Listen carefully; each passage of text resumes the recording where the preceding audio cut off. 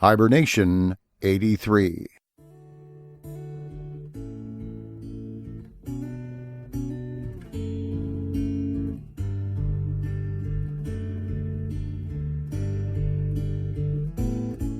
Grizzly's Growls presents Stories from the Hiber-Nation. Read by David Grizzly Smith.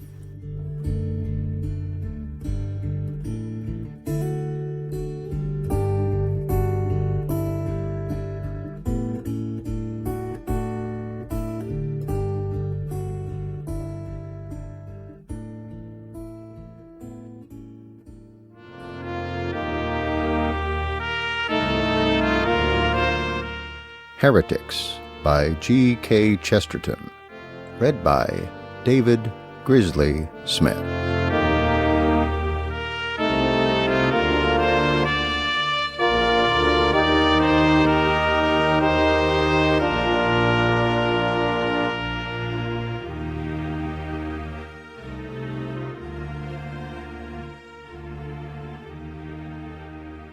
Part 11. Science and the Savages. A permanent disadvantage of the study of folklore and kindred subjects is that the man of science can hardly be, in the nature of things, very frequently a man of the world. He is a student of nature. He is scarcely ever a student of human nature. And even where this difficulty is overcome, and he is in some sense a student of human nature, this is only a very faint beginning of the painful process toward being human. For the study of primitive race and religion stands apart in one important respect from all, or nearly all, the ordinary scientific studies. A man can understand astronomy only by being an astronomer. He can understand entomology only by being an entomologist, or perhaps an insect, but he can understand a great deal of anthropology merely by being a man. He is himself the animal which he studies. Hence arises the fact which strikes the eye everywhere in the records of ethnology and folklore, the fact that the same frigid and detached spirit which leads to success in the study of astronomy or botany leads to disaster in the study of mythology or human origins. It is necessary to cease to be a man in order to do justice to a microbe. It is not necessary to cease to be a man in order to do justice to men. That same suppression of sympathies, that same waving away of intuitions or guesswork which make a man preternaturally clever in dealing with the stomach of a spider, will make him preternaturally stupid in dealing with the heart of a man. He is making himself inhuman in order to understand humanity. An ignorance of the other world is boasted by many men of science, but in this matter their defect arises not from ignorance of the other world, but from ignorance of this world. For the secrets about which anthropologists concern themselves can be best learned, not from books or voyages, but from the ordinary commerce of man with man. The secret of why some savage tribe worships monkeys or the moon is not to be found even by traveling among those savages and taking down their answers in a notebook, although the cleverest man may pursue this course. The answer to the riddle is in England. It is in London. Nay, it is in his own heart. When a man has discovered why men in Bond Street wear black hats, he will at the same moment have discovered why men in Timbuktu wear red feathers. The mystery in the heart of some savage war dance should not be studied in books of scientific travel. It should be studied at a subscription ball. If a man desires to find out the origins of religions, let him not go to the Sandwich Islands. Let him go to church. If a man wishes to know the origin of human society, to know what society, philosophically speaking, really is, let him not go into the British Museum. Let him go into society. This total misunderstanding of the real nature of ceremonial gives rise to the most awkward and dehumanized versions of the conduct of men in rude lands or ages. The man of science, not realizing that ceremonial is essentially a thing which is done without a reason, has to find a reason for every sort of ceremonial, and, as might be supposed, the reason is generally a very absurd one. Absurd because it originates not in the simple mind of the barbarian, but in the sophisticated mind of the professor. The learned man will say, for instance, "The natives of Mumbo-Jumbo Land believe that the dead man can eat and will require food upon his journey to the other world. This is attested by the fact that they place food in the grave, and that any family not complying with this right is the object of the anger of the priests and the tribe." Now, to anyone acquainted with humanity, this way of talking is topsy-turvy. It is like saying, "The English in the 20th century believed that a dead man could smell. This is attested by the fact that they always covered his grave with lilies, violets, or other flowers. Some priestly and tribal terrors were evidently attached to the neglect of this action, as we have records of several old ladies who were very much disturbed in mind because their wreaths had not arrived in time for the funeral."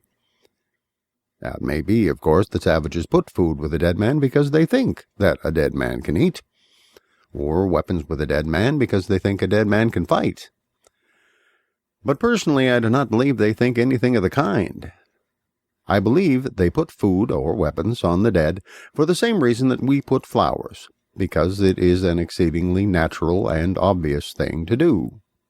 We do not understand, it is true, the emotion which makes us think it obvious and natural, but that is because, like all the important emotions of human existence, it is essentially irrational.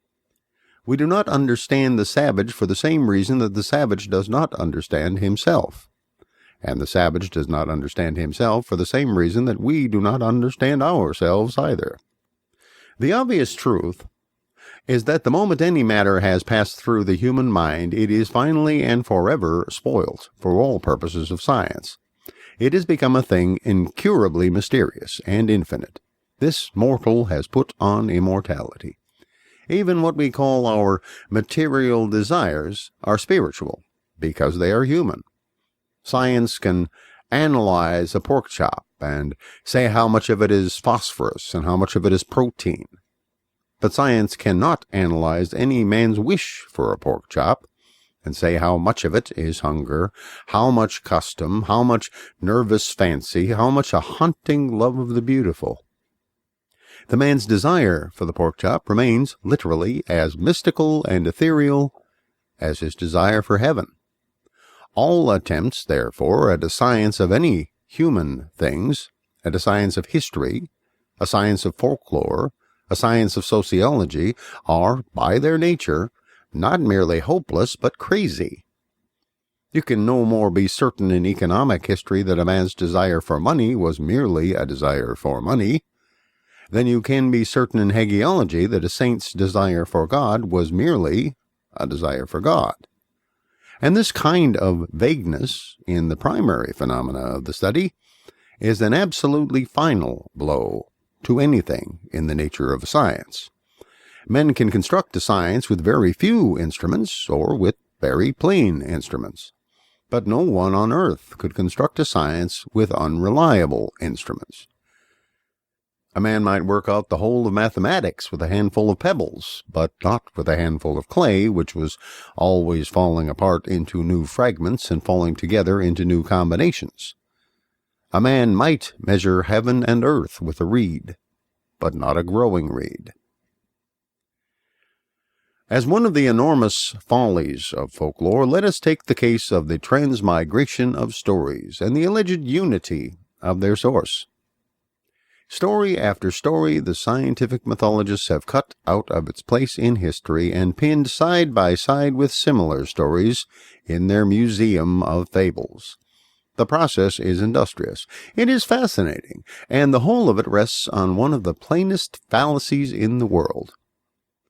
That a story has been told all over the place at some time or other not only does not prove that it never really happened, it does not even faintly indicate or make slightly more probable that it never happened. That a large number of fishermen have falsely asserted that they have caught a pike 2 feet long does not in the least affect the question of whether anyone ever really did so. That numberless journalists announce a Franco-German war merely for money is no evidence one way or the other upon the dark question of whether such a war ever occurred. Now, doubtless in a few hundred years the innumerable Franco-German wars that did not happen will have cleared the scientific mind of any belief in the legendary War of 70, which did. But that will be because, if folklore students remain at all, their nature will be unchanged, and their services to folklore will be still as they are at present, greater than they know. For in truth, these men do something far more godlike than studying legends. They create them. There are 2 kinds of stories, which the scientists say cannot be true because everybody tells them. The first class consists of the stories which are told everywhere because they are somewhat odd or clever, and there is nothing in the world to prevent their having happened to somebody as an adventure any more than there is anything to prevent their having occurred, as they certainly did occur, to somebody as an idea.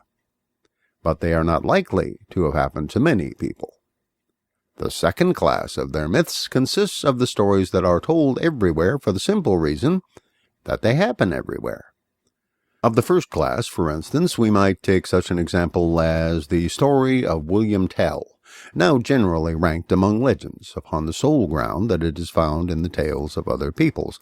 Now, it is obvious that this was told everywhere, because, whether true or fictitious, it is what is called a good story. It is odd, exciting, and it has a climax. But to suggest that some eccentric incident can never have happened in the whole history of archery, or that it did not happen to any particular person of whom it is told, is stark impudence. The idea of shooting at a mark attached to some valuable or beloved person is an idea, doubtless, that might easily have occurred to any inventive poet, but it is also an idea that might easily occur to any boastful archer. It might be one of the fantastic caprices of some storyteller. It might equally well be one of the fantastic caprices of some tyrant. It might occur first in real life, and afterwards occur in legends, or it might just as well occur first in legends, and afterwards occur in real life. Oh, if no apple has ever been shot off a boy's head from the beginning of the world, it may be done tomorrow morning, and by somebody who has never heard of William Tell. This type of tale, indeed, may be pretty fairly paralleled with the ordinary anecdote terminating in a repartee or an Irish bull. Such a retort as the famous "Je ne vois pas la nécessité" we have all seen attributed to Talleyrand, to Voltaire, to Henri IV, to an anonymous judge, and so on. But this variety does not in any way make it more likely that the thing was never said at all. It is highly likely that it was really said by somebody unknown. It is highly likely that it was really said by Talleyrand. In any case, it is not any more difficult to believe that the moth might have occurred to a man in conversation than to a man writing memoirs. It might have occurred to any of the men I have mentioned, but there is this point of distinction about it, that it is not likely to have occurred to all of them. And this is where the first class of so-called myth differs from the second, to which I have previously referred. For there is a second class of incident found to be common to the stories of 5 or 6 heroes, say to Sigurd, to Hercules, to Rustum, to Cid, and so on. And the peculiarity of this myth is that not only is it highly reasonable to imagine that it really happened to one hero, it is highly reasonable to imagine that it really happened to all of them. Such a story, for instance, is that of a great man having his strength swayed or thwarted by the mysterious weakness of a woman. The anecdotal story, the story of William Tell, is, as I have said, popular because it is peculiar.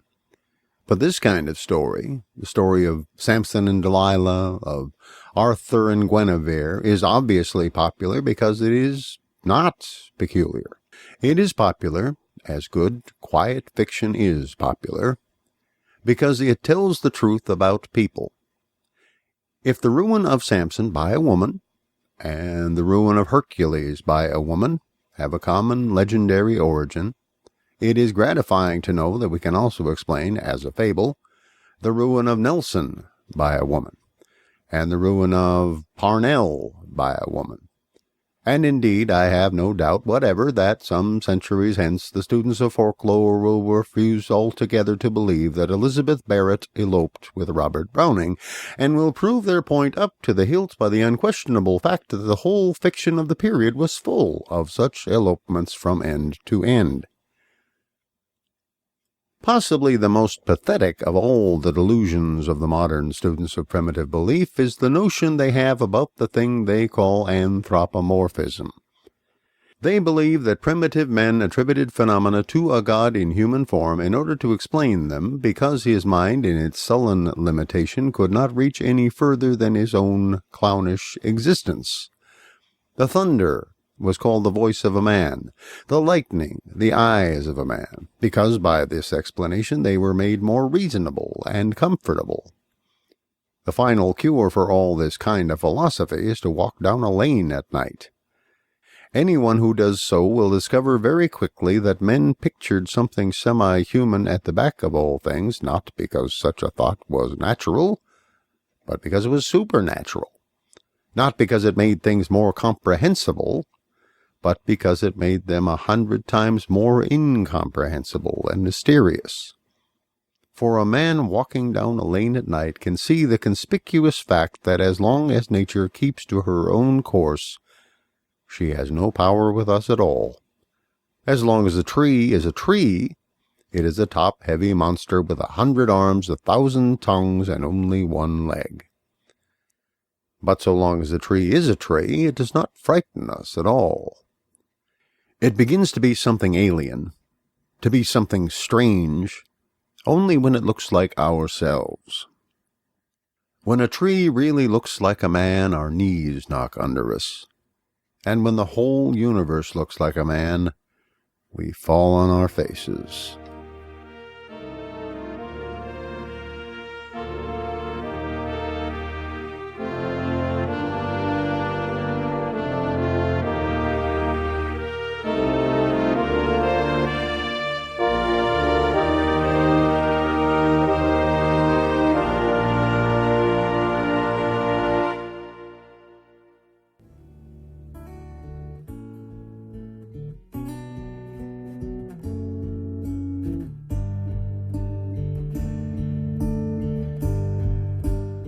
Thank you for listening to Stories from the Hiber-Nation.